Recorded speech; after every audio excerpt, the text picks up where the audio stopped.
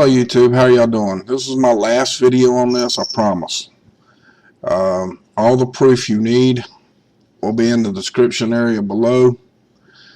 And I just want to say thanks to Dr. Nick Begich for coming out and correcting this ARRL website and letting everyone know that it's bogus information. As you can tell in the screenshots that you're going to be seeing throughout this whole video, is when you click on a certain links by the ham operator's name, it takes you over here to a book.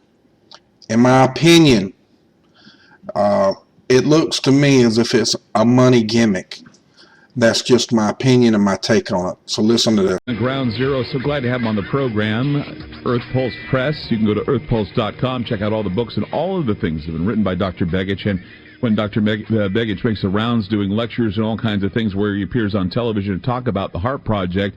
Big news, though, Dr. Begich. They announced on an amateur radio site that the HARP array had been shut down, or at least it's gone down. Is that true, or is that a bogus story?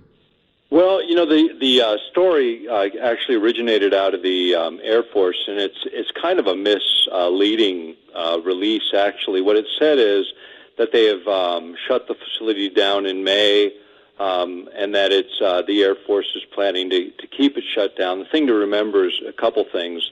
Firstly, it very rarely ever operated in the summer because the time in which HARP is utilized primarily is the fall, winter, and spring periods.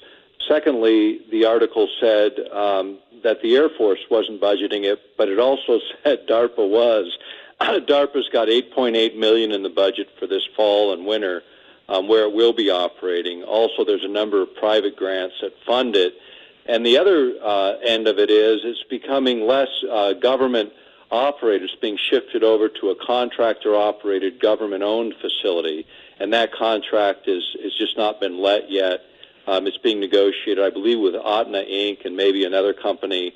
Right now are negotiating that with the military. But basically what's happening is it's just shifting over to being operated by civilians on behalf of the military and security agencies. And then secondly, and that's essentially just taking it out of one budget and slipping it into another. I would even expect to see it reemerge with perhaps a new name, something less notorious than HARP has become over the years.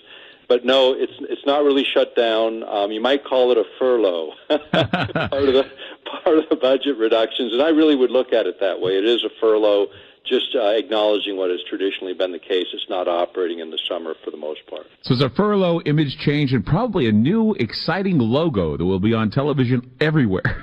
Right. Well, this is what happens. You know, people don't really realize it, but when the first attempt is to try and get people to look the other way. So the announcement of shutting it down is really bold and glaring in the first part of that press release. But as you walk through it, there's just a couple lines, one of them indicating that DARPA's on board for $8.8 million, which is within the range of what has generally been operating under. Between $7 and $41 million a year has been the average expenditures. The total expenditures of 2010 was around $250 million directly on the project and hundreds of millions on ancillary projects related to it, perhaps even billions. But the reality is it's being funded essentially at the same levels, just through a different agency than the Air Force. And I think that's maybe the big news is DARPA's got the ball and they're moving it into a more black budgeted project. And that's something else to consider is 40% of the Air Force equipment budget, as an example, are black budgeted items, things that even the Congress is unaware of. When you look at DARPA, most of their budgets are black, and the CIA's as well as many other agencies. So money will continue to flow in. It's just going to flow in from other organizations, and likely you'll see the facility shut down in the summer when it's virtually not in use anyway. Well, I was actually, another reason why I thought it was imperative that we have you on the program was I was looking at the Mother Jones news story about the CIA that is reportedly part funding a scientific geoengineering study into how to control the weather. They were saying, $630,000 the cost of the project, and they're working with the National Academy of Sciences. They're going to be splitting up the project funding with the CIA, the National Oceanic and Atmospheric Association, and NASA. So Right. it looks like this isn't going to dampen any, I guess you could say, ways of shutting it down later on in the fall when they start up again. Right. In fact, those programs are already funded for the fall, and when you look at weather modification programs, those have become of greater interest. In fact, that they're even talking about them now openly should draw a little bit of more attention, because something they've been involved with for quite some time. The other kind of important issue when you start to think about the ionosphere, which is the area that HAARP is intended to disturb. There was a recent story that was released by the New York Times, made the front page here in Alaska, and it was the discussion of a potential Carrington event. This is a solar event from the sun that actually would knock out power and sensitive electronics around the world. The last time it happened on a grand scale was 1859. This is something that requires a good deal of understanding of the ionosphere, and one of the things that was part of the concern about HAARP when they developed it was maybe there was a way to stabilize the ionosphere during these heavy solar events to maintain global communications and avoid the kinds of problems that are associated with these large solar flaring events. So I really don't see the research changing, but what I would look for in the federal budgets is do searches under the word ionospheric research, and you're likely to find things connected to the HAARP research pretty clearly defined there, because that's essentially what's going to happen. Is you're going to switch the names around, give it some new titles and some maybe a new agency to run it, and then There you are, you're right back in it again.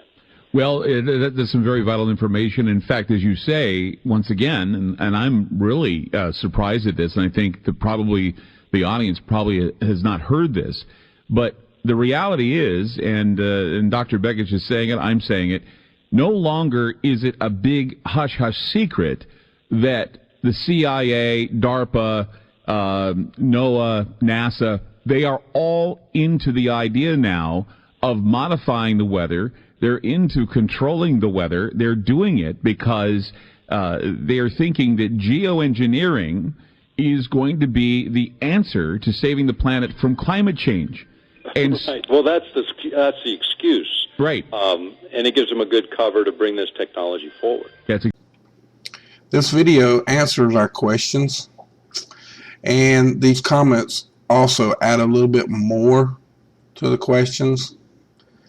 And, this all started from this particular comment right here to this one particular guy. I can't read his name right now. Looks like an old man in the picture.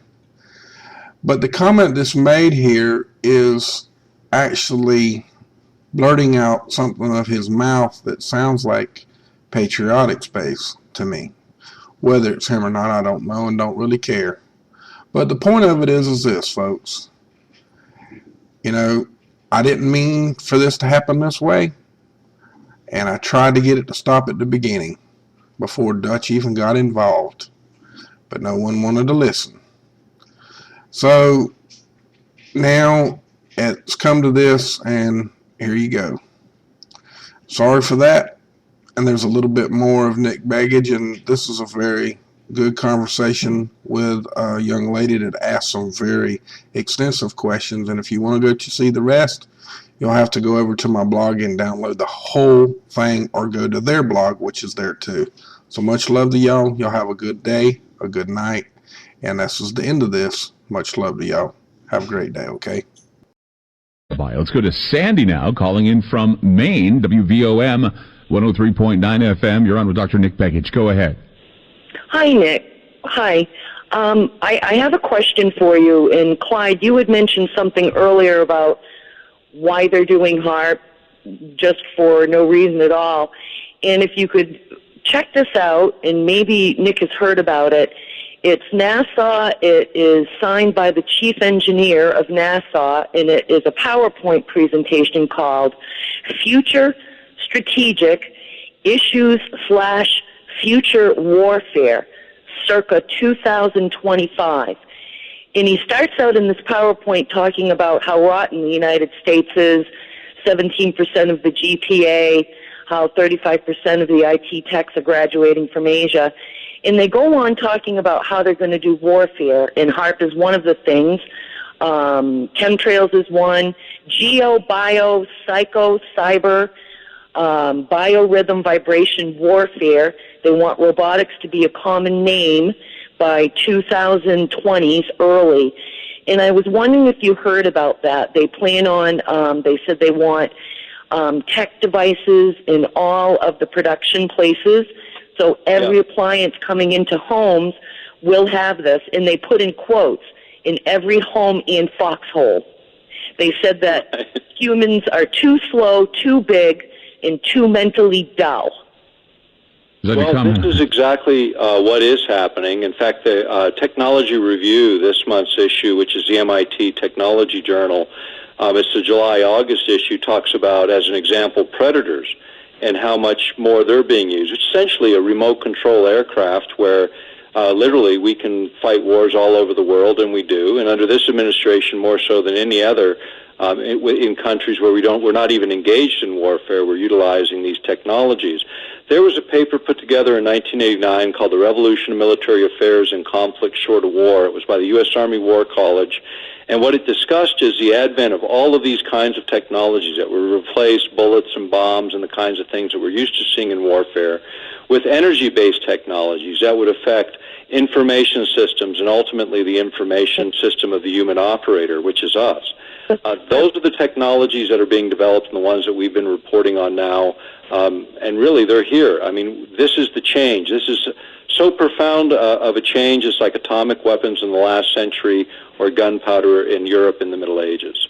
Nick, they make it sound like they're going to attack us, as in Americans. And they also mention swarms. They've created the bugs. And they also literally, how come no one's talking about this? Well, actually we have been. I published on these topics 13 years ago in a book called Earthrise and the Revolution. It has 650 sources. It talks about what's going on with the NSA today. It talks about these small drone-type aircraft. It talks about the privacy issues that everyone's concerned about today, the weather modification, the HARP.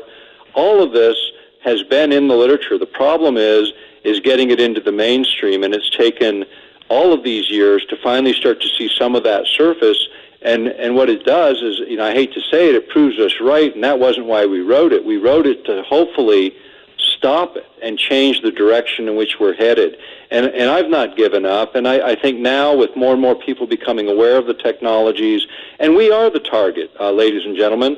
Our government no longer serves our interests, but actually comes at us. And I'm speaking from someone with experience within the government. My father was in the United States Congress. My younger brother is in the U.S. Senate today. And I can tell you that the way in which the system works, it does not work for your and my benefit anymore. And we have to keep our thumb on politicians if we're ever going to have any hope in this country to turn this thing back around, because it has been taken from us. Surveillance technologies invades every aspect of our life. Our digital doorway is more vulnerable than our front door of our house ever was, and the digital data that's out there ought to belong to us, not corporations, not government, just the same as documents within our house belong to us. We have to take another look at liberty and freedom in the backdrop of 21st century technologies and make a change. Well said. Dr. Nick Begich with us tonight on Ground Zero. So glad to have him on.